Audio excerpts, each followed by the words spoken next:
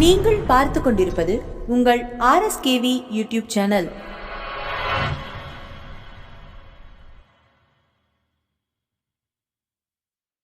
உங்கள் அனைவருக்கும் எங்கள் RSKV டிவி சேனலின் அன்பு வணக்கங்கள்.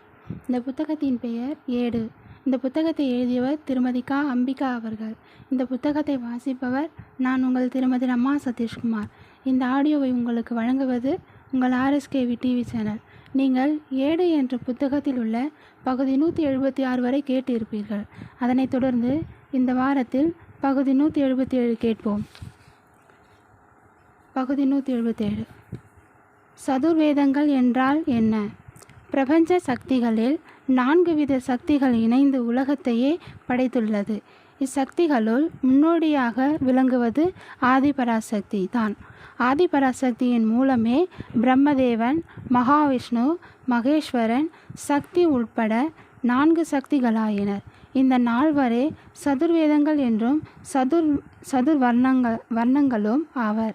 விஞ்ஞான ரீதியில் பராசக்தி கரியமில வாயு கார்பன் டை ஆக்சைடு, மகாவிஷ்ணு பிராணவாயு oxygen, Brahmadevan nitrogen nitrogen, Maheswaran nitrogen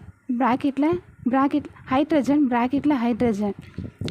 astrophysics என்ற விஞ்ஞான ஆய்வின் மூலம் இந்த 4 சக்திகளையும் அறியலாம். புராண காலத்தில் ஆதிபராசக்தியின் அணு தலைமையின் கீழ் பிரம்மதேவன் சிருஷ்டிப்பதில் எலக்ட்ரான் மகாவிஷ்ணு காக்கும் கடவுளாகவும், நியூட்ரான் மகேஸ்வரன் சம்ஹாரம் செய்பவனாகவும், புரோட்டான் பொறுப்பேற்றனர். எனவே பகுதி